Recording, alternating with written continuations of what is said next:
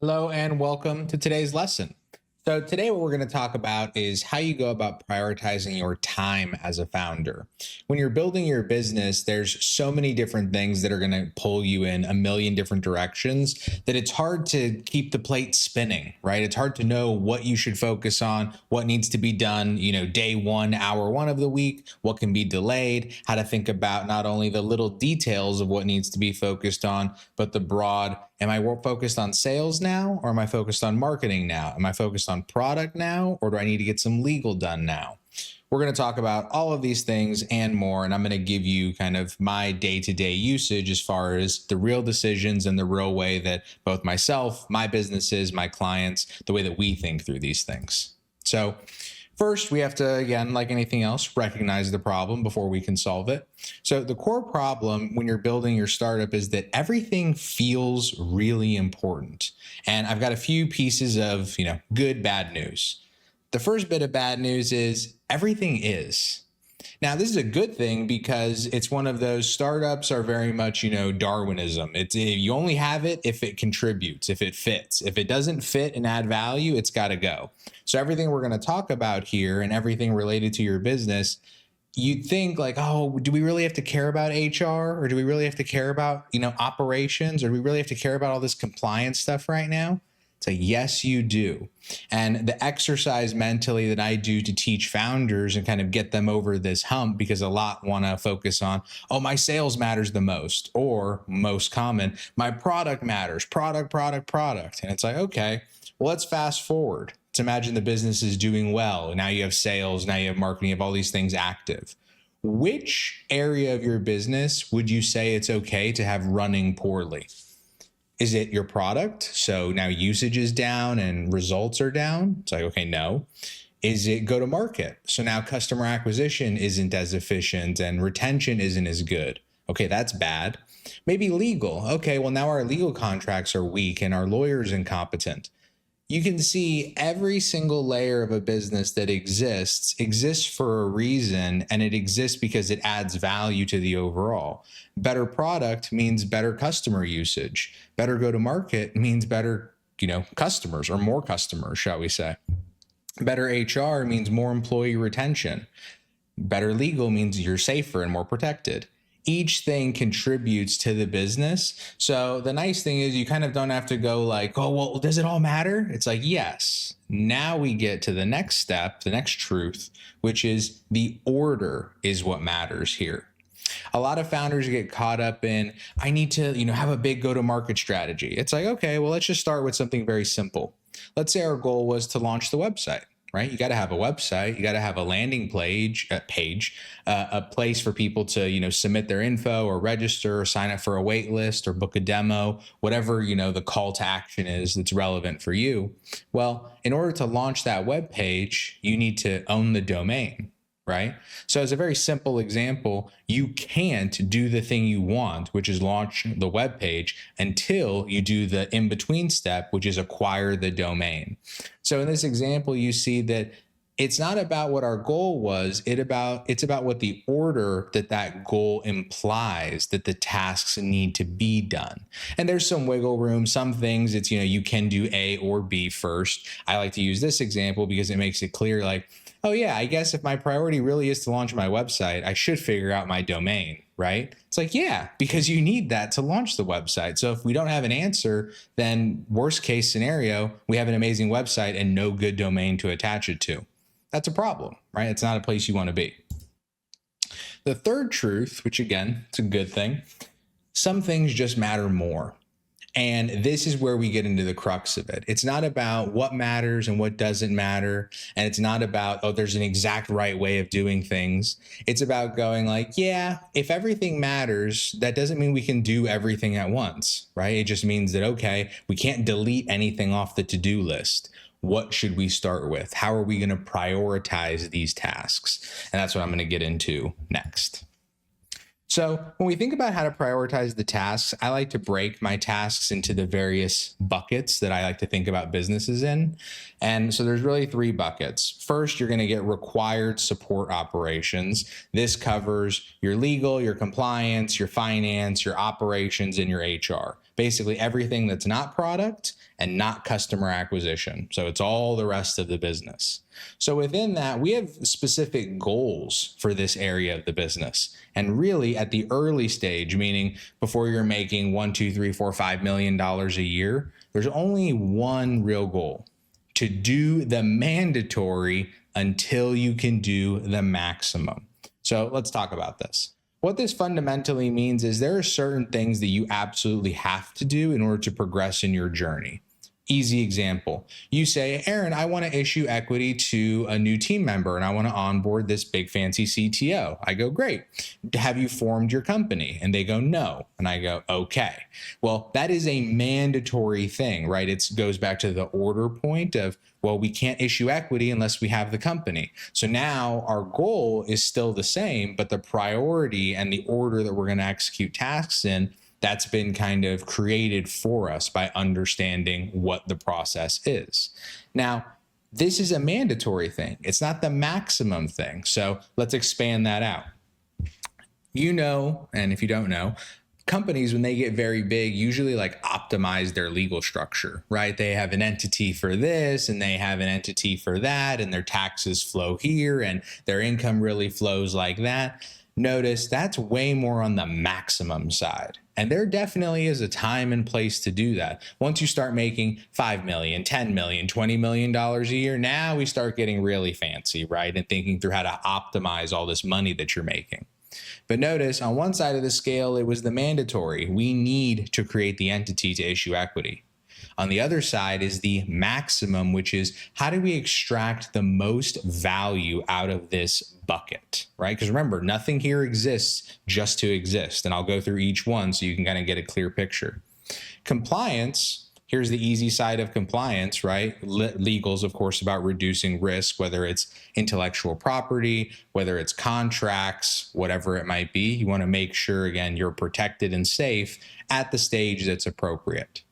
Compliance, easy example here is nobody likes getting letters from the government or governing bodies or things that can fine you, right? So if you get a message from a compliance organization that's relevant to your space, you're in healthcare, you're in cannabis, you're in whatever, fintech, you can't really ignore that, right? If you ignore it, you get way bigger problems down the road or, very, very soon. So in this example, you see, hey, compliance isn't because, yay, we love compliance. Compliance exists because there are consequences to not following those rules.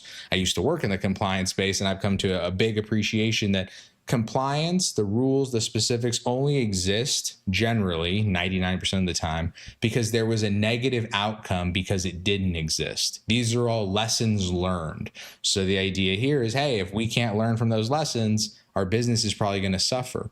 Now, when we look to the maximum side of that, because the minimum is, hey, we need to be licensed to do this type of business in this state. Well, it's like if we can't get sales until we submit this compliance form, that should take priority because we could have a lead list of 1 million people, but it's useless to us without this form submitted.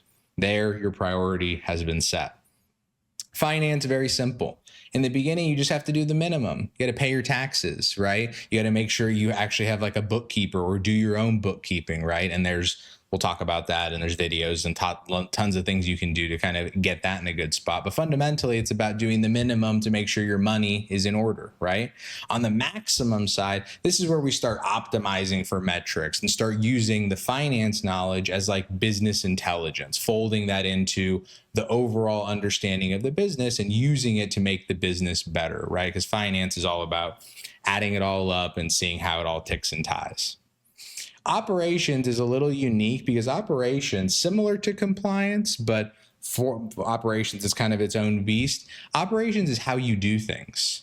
It's how you do your legal. It's how you do your compliance. It's how you do your finance. It's how you do your product development. The example here would be, in the beginning, we want to make sure we have operations that work. That's the mandatory, meaning, do we have a good process to work with our lawyer? Do we actually have a good process to get development done in our, dev cycle? Do we actually have things working? Is the engine turning on in all of the areas that we need an engine turned on? The maximum side of operations is how do we make what's working work the best that it possibly can? Meaning, hey, our legal's good. How do we make it better? Hey, our product development's good. How do we make it the best? Hey, our go-to-market's good. How do we turn that to the maximum, right? And not over the maximum. We're not trying to make things better than they can be, right? But the idea is, that's when things start to break. But the idea is, how do we start squeezing the juice? But it's one of those, I don't care about maximizing, the juice from the orange until we have an orange. And right now you don't have any fruit. Again, analogy. So the way this looks is our goal is just to get the minimum done so that it adds value long-term. HR, the easiest side is, let's say you're hiring somebody or bringing somebody on the team. You should do the legal contracts, right? Because how are you going to onboard somebody onto the team and then not have anything done that actually has them own and actually has them invested? You can have all the handshake deals in the world, and sometimes this works well enough to get people started, but nobody wants to live by a handshake deal. They want to see it's done. They want to feel ownership. They want to be involved. Again, this is part of playing to your own startup, but you see there's a big consequence here. On the minimum side, the mandatory side, it's all about, hey, do we just have the basics done so we can onboard people? But on the maximum side, it's, hey, how's our hiring process? How's our benefits process? How's our payroll process? Are things running efficiently in this part of the business, which enable our broader team?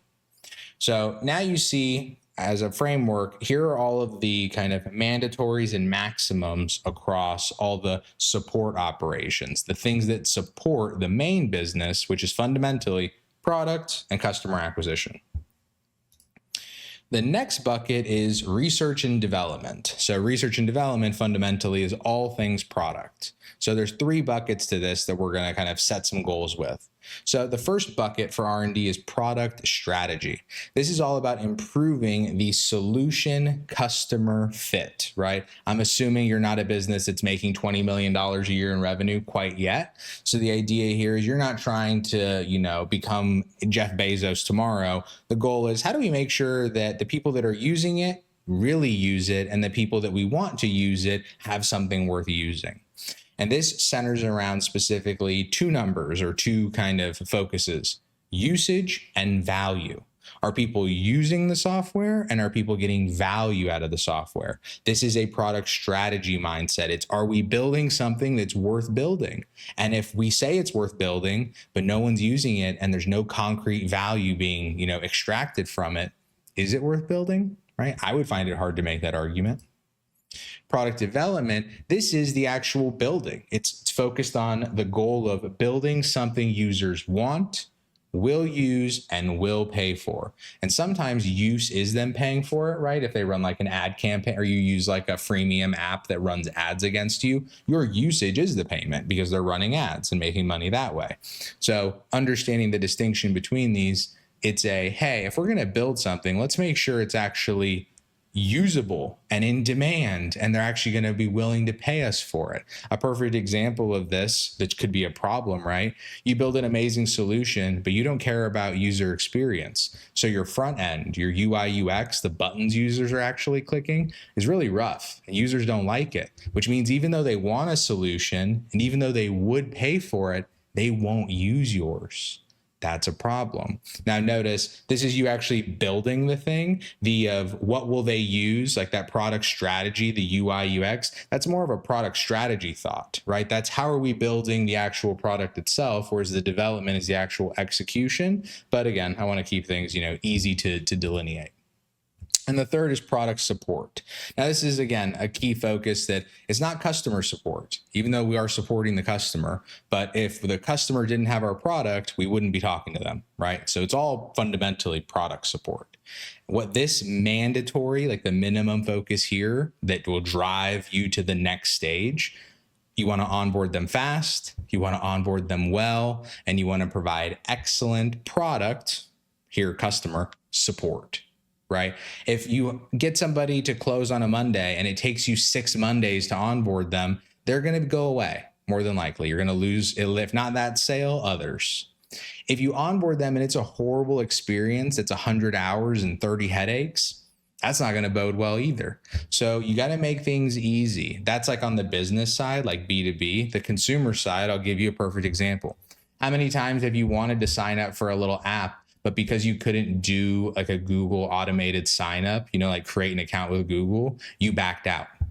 It's like, oh, there we go. The real implication of having a non-fluid or a efficient customer onboarding process. And here's the deal. When you're really early stage, maybe doing certain levels of customer onboarding improvement, it can't be done because it takes time or it takes money or it takes things. And maybe you have to cater to a certain segment of the customer base, those extra early adopters, they want it so bad that they'll deal with a little friction to onboard.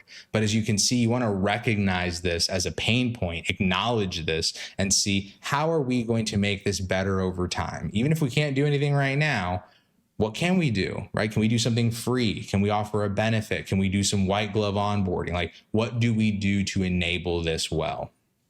So when we look at R&D at the early stage, you can see it's really focused on the product, but it's most focused on the product's relationship to the customer and how those two interact. Product strategy, the goal of building something that people actually want and will use and will get value from. Product development, taking that strategy and executing on it in a way that yields the desired results. And then, of course, product support, making sure that once you have them, in terms of imagine you have a lead that then converts and now wants to onboard, now wants to start using, that whole process of getting on the platform, getting on the system, getting on your solution, getting started with it. And then, of course, people run into problems and friction. That ability for them to ask questions or get support, this will be a part of the journey. Go to market. So now go to market, we're going to split into pre-seed and seed, very simply pre-product and post-product. And there's distinction. Some pre-seed is post-product, blah, blah, blah. We're just going to keep it like this for simplicity, just to make, it easy to understand.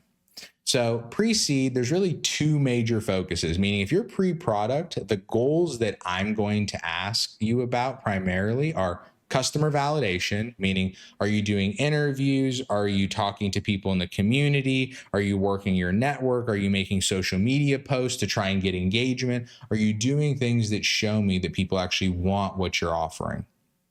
The second thing I'm going to ask is, are you building a lead list, a wait list? Are you preparing for launch? In a perfect world, you're not launching into a black hole, right? You're launching into a couple relationships that are already excited to try the product, or a wait list of consumers that are excited to download the app, right? It doesn't mean your wait list is 50 people. It also doesn't mean your consumer wait list is 5,000 people. These can be very small numbers to start. Most businesses start very small, but if you have the difference between 0 and like 1, 2, 3 is huge. The difference between 5 and 500, a lot smaller. That's why it's really important to get those first customers to get on the lead list, get ready. That's why I focus on it so much.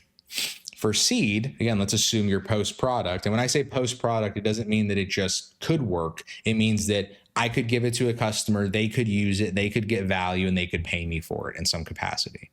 Very, clear definition. So if your product works and it can be pushed, then the things I'm going to ask you about and things I'm going to encourage you to focus on within this bucket are customer acquisition and activation, which means getting them and getting them on the system, getting them using the thing that you're selling them.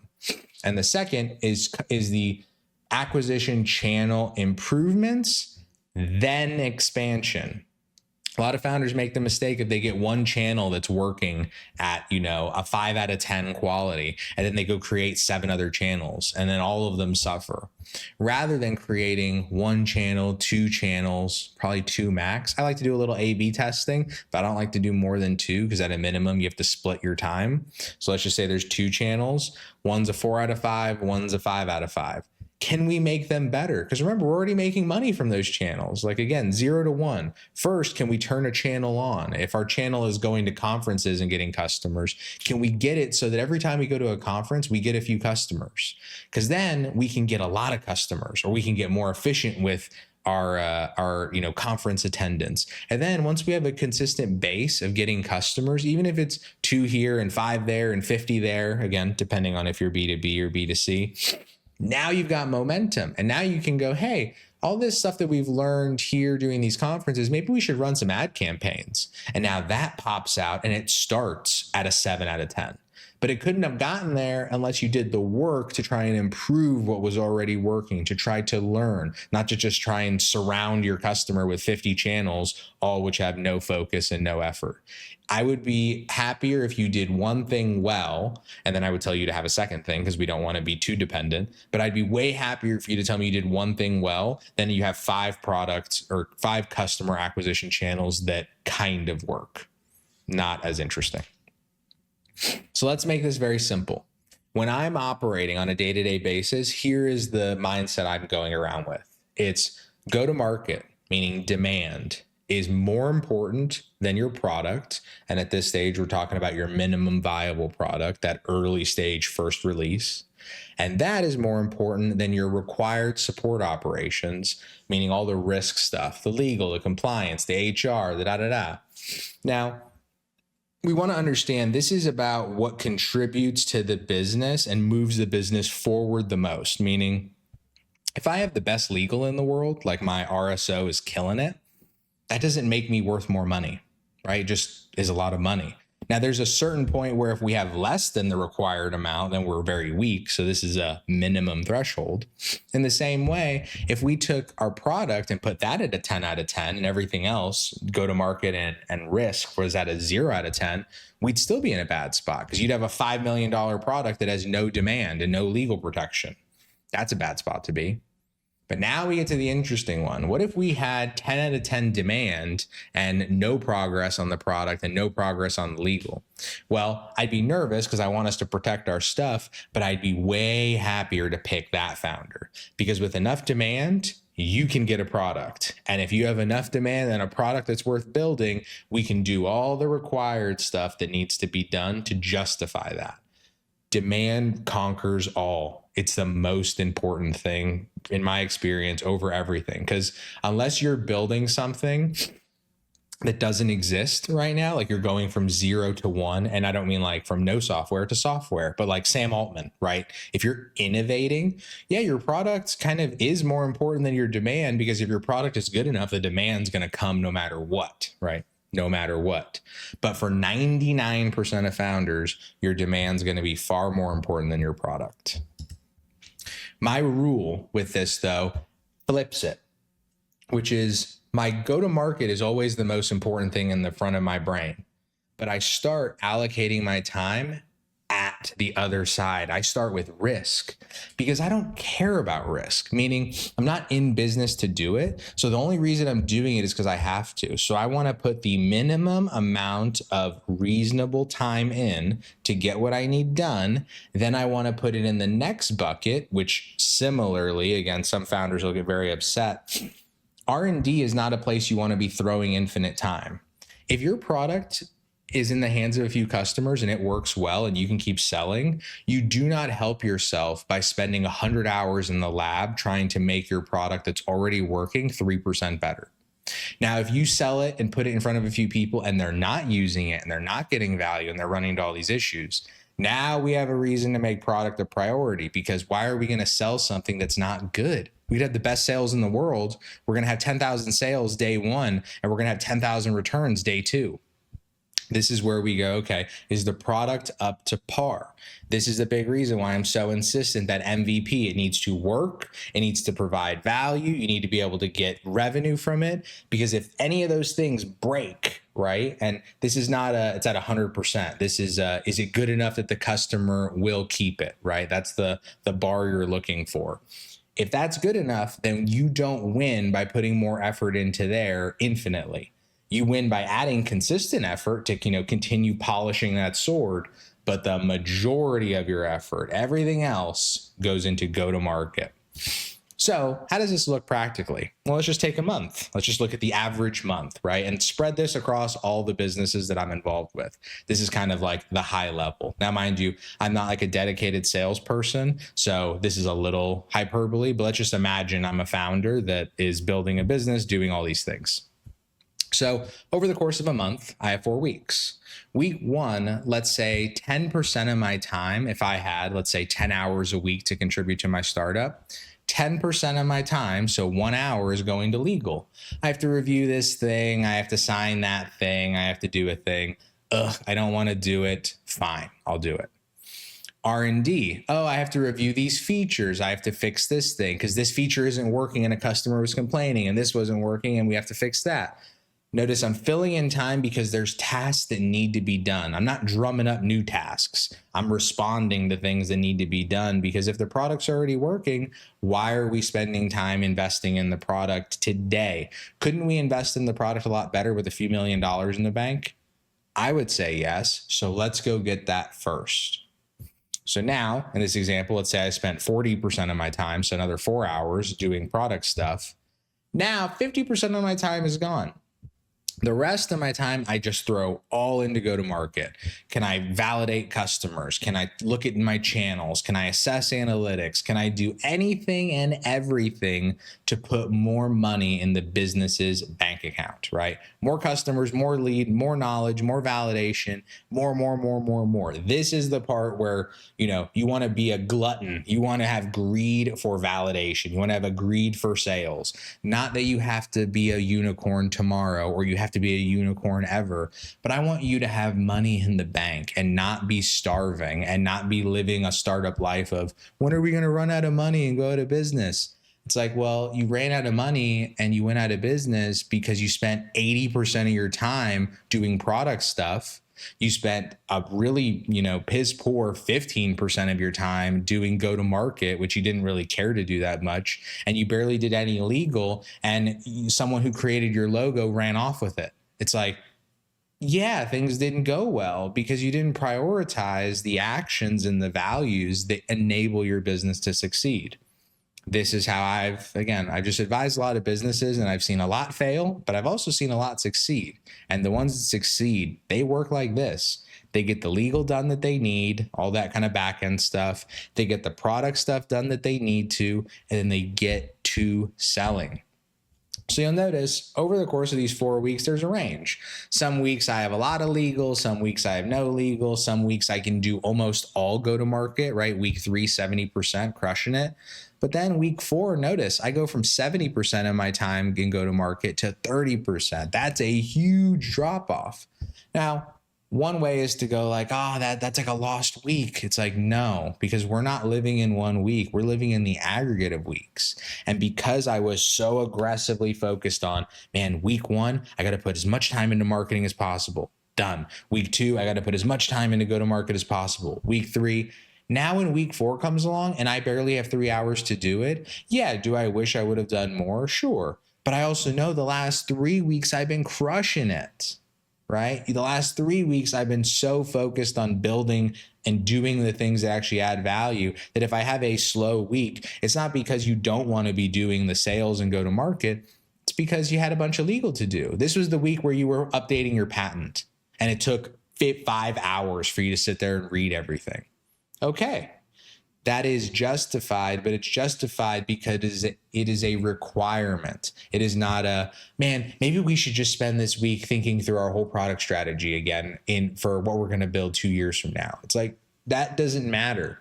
What matters is what customers will use and pay for today. Some final tips. When I show that table, a lot of founders, they get it, frustrated because they're like, well, I want to focus on the product, or, who cares about legal and who cares about go to market? And I eventually kind of basically have this conversation with them, which is centered around 3 things. 1, why are you trying to prioritize your time?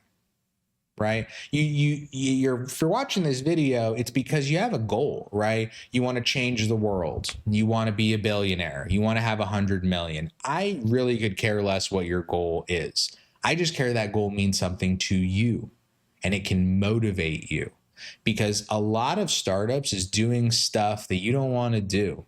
It's frustrating. It's annoying. Everything has friction. Things that if you were doing them for your normal life, like creating a social media page or doing research for whatever, you would have no friction doing them. They'd be perfectly easy. Now you do them in the context of starting a business, and now your LinkedIn breaks, and now your lawyer's rude, and now this and now that. Like, there's going to be tasks you don't want to do and friction in the tasks that even you want to do.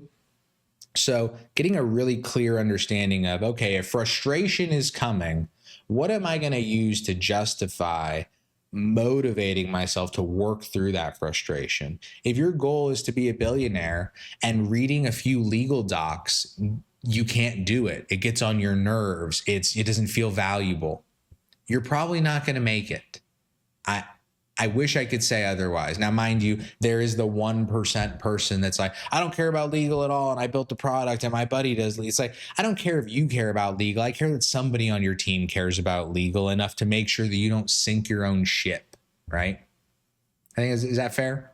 So to that degree, I don't care how you motivate yourself. I care that if I gave you a task that you didn't want to do, and that task was difficult to do because life, the universe, everything just conspired against you, and I said, I still need it done. Whatever it is that's going to motivate you to get through it, write it down, take a picture, memorize it. You need this. And it can evolve, but you need this thing, because I can promise you it's not going to be only work you want to do in startup land. That's a big part of goal prioritizing, is understanding that you're spending a lot of time, but are you getting a lot of value? And we'll talk about that. Now, when you come up with that goal, this is a phrase that I very often have to say to founders, because I'll ask for something one week, like, hey, can you give me a write-up of like your cap table and like your HR and, you know, how much you're paying people in the roles? And then they don't get that to me for a week and another week and another week. And I go, hey, real quick, how bad do you want this thing? And they are like, what do you mean? Like, kind of offended. And I'm like, well, I'm asking you for something, right? Like, I'm on your team and you're paying me for this. And I am asking you for your HR because I'm trying to build the model to understand how much money we need to raise so that you can have those investor chats that you want. So you want to raise this money, but you won't enable the person that's enabling you. You're focused on, I want what I want. I want this money, not I want to enable my team to enable this money. And if your finance guy needs your cap table and needs your HR, do it. Right? How bad do you want it? Do you want the goal? Do you want your business bad enough that you are willing to do work that you don't want to do, things that you don't care about, but that things need to be done anyway, right? This is a big reason why I asked about that goal, because if your goal is to be a billionaire, great. Do the HR work that I ask for. Read the legal contract that you get sent. Do not sit there and have goals of a king and the actions of a peasant, right? This is not how this is going to work. I'm spoiler alert, the movie doesn't work like that. I wish it did. I don't give it, just to be clear, I don't give any of this advice because it's fun. It's actually not fun to bully people all the time, but I would rather be a little mean and a little firm and have you get it than you go waste 3 years of your life and not come up with anything. It's like, that's not a win for anybody. And here's the last thing, and this is a big overarching mindset. Busy is not productive. Long gone are the days where anybody, whether it's startup land or, you know, broadly, where anybody cares how little you slept or how much you worked. Nobody cares what time you went to bed. Nobody cares what time you woke up. Nobody cares about these things. You're an adult. You got to manage it. In the same way, I don't care if you work 80 hours a week on your startup or you work 8 hours. I care that when we talk the next week, things are done. Now, mind you, there's a middle ground. If you only are working 8 hours, I hope it's because you only have 8 hours to work. And if you're working 80 hours, I hope it's because there were 50 of those hours were hours that were forced upon you that you couldn't skip. Let's give an example. If you tell me, Aaron, I worked 80 hours last week, and I go, okay, what'd you get done? And you hand me a nightmare of a product strategy that goes out 6 years, not good. You tell me, Aaron, I worked 80 hours last week, and I go, how come? Oh, well, 40 hours of it, I was doing sales onboardings because I'm our only sales rep. And I go, so you spent 40 hours last week directly putting money into your own pocket?